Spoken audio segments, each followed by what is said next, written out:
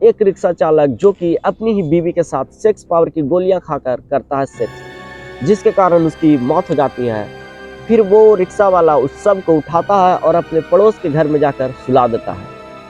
तो क्या है पूरा मामला, चलिए जानते हैं इस वीडियो में। ये पूरा मामला छत्तीसगढ़ के एक गांव से है, जहां पर एक राम मनोहर नाम का व्यक्ति रहता था, जो कि रिक्शा चालक था। वो खुशी खुशी अपने पत्नी के साथ अपना जीवन व्यतीत कर रहा था, अपना ज़िंदगी जी रहा था। उसके शादी के 5 साल हो चुके थे। वो दोनों काफ़ी खुश थे और इसी बीच उनकी एक बेटी भी हुई थी। लेकिन धीरे धीरे राम मनोहर है जो अपनी बीवी से दूर होने लगा। वो उससे उस तरह से प्यार नहीं करता था जैसे पहले करता था। ये बात उसकी बीवी नोटिस करती है। वो उससे पूछती है कि आखिर क्या बात है, आखिर ऐसा क्या हुआ कि तुम अब पहले जैसे मुझसे प्यार नहीं करते। तब राम मनोहर बताता है कि तुम अब पहले जैसी सुंदर नहीं रही। तो उसकी बीवी पूछती है आखिर क्या बात है, मैं वही शरीर, मैं भी वही, तो ऐसा क्या हुआ, एक बच्ची पैदा होने के बाद मैं अब सुंदर नहीं लगती। वो बोलता है कि पता नहीं, मगर अब तुम पहले जैसी नहीं लगती, पहले जैसी सुंदर नहीं लगती। इसी बात को लेकर उन दोनों के बीच झगड़े होने शुरू हो गए। दोनों काफ़ी ज़्यादा लड़ने झगड़ने लगे।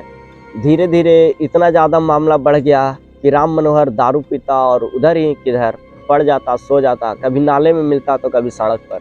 इधर राम मनोहर की बीवी जब देर रात हो जाती तो वो अपने पति को खोज खाज कर इधर उधर से अपने घर वापस लाती। लेकिन ऐसे ही करते करते करीब 1 साल गुजर जाता है। फिर जो राम मनोहर की बीवी होती है वो अपने पड़ोस में ही रह रहे सोहन नाम के लड़के से संबंध बनाना शुरू कर देती है। वो उससे सारा सामान मंगवाती, जो उसके घर में ज़रूरतें होती वो पूरा कराती और उसके साथ संबंध बनाती। और ये भी अब खोजने नहीं जाती क्योंकि वो भी अब इससे तंग आ चुकी थी, जिसके कारण राम मनोहर एक एक दिन 2-2 दिन घर नहीं लौटता था। इधर राम मनोहर की बीवी सोहन के साथ खुशी खुशी रह रही थी, उससे अपना सारा काम करवाती और उसके साथ संबंध बनाती। फिर एक दिन जब राम मनोहर सुबह 5 बजे अपने घर से निकलता है रिक्शा चलाने, वो दिन भर कमाता है और रात को जाकर पी जाता है। वो करीब 8 बजे पीता है और पीकर उधर ही कहीं सो जाता है। धीरे धीरे उसको ठंड लगती है क्योंकि ठंड का मौसम आ चुका था। फिर वो करीब रात को 2 बजे अपने घर लौटता है। तब देखता है कि अंदर जो उसकी बेटी है वो रो रही है, जो कि नींद से जाग चुकी थी। वो अपनी बीवी को खोजता है, इधर उधर तलाशता है, मगर वो उसे कहीं नहीं दिखाई देती है।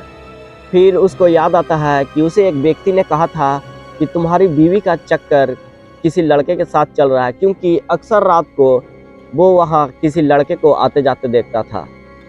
तब वो सोचता है कि शायद उसी से मिलने गई होगी और वही इंतज़ार करने लगता है। फिर जब उसकी बीवी घर लौटती है तो वो राम मनोहर को देखकर शॉक्ड हो जाती है। तभी राम मनोहर उससे पूछता है कि कहाँ थी, और उसके बाल पकड़कर उसे अंदर ले जाता है और उसके बाद उसे खूब मारता है। उसे इतना मारता है कि उसकी मौत हो जाती है। वो इतना ज़्यादा गुस्सा होता है कि वो अलमारी में रखे सेक्स पावर की गोलियां खाता है और वो अपनी पत्नी के शव के साथ करीब 3 घंटे संबंध बनाता है। तब वो उस शव को करीब 5 बजे अपने पड़ोस वाले सोहन के घर में ले जाता है और वहीं सुला देता है और सोहन को डराता है और बोलता है कि अब लो, इसके साथ जो करना है करो, तुम्हें यही चाहिए था, लो, अब इसके साथ क्या करना है क्या नहीं करना है तुम समझो। और ऐसा बोलकर वो चला जाता है अपने घर। फिर सोहन डरा पुलिस को कॉल करता है, बुलाता है और सारी बातें बताता है। पुलिस आती है, उससे पूछती है तो वो बताता है कि हाँ, मैं इसके साथ संबंध बनाता था, मैं दिन में इसका सामान लाता था और रात में इसके साथ संबंध बनाता था। फिर पुलिस उस रिक्शे वाले के घर जाती है जहाँ वो रिक्शा वाला नशे में सोया हुआ था। फिर पुलिस उसे होश में लाती है और उसको पकड़कर थाने ले जाती है, जहाँ उसे जेल भेज दिया जाता है। तो यही था पूरा मामला, यही थी पूरी कहानी। जो राम मनोहर की बीवी थी, उसने जो भी किया मजबूरी में किया, लेकिन उसे ऐसा नहीं करना चाहिए था। आपका क्या कहना है इसके बारे में, आप कमेंट में ज़रूर बताइएगा। बाकी मैं मिलता हूँ अगले वीडियो में, तब तक के लिए जय हिंद, जय भारत।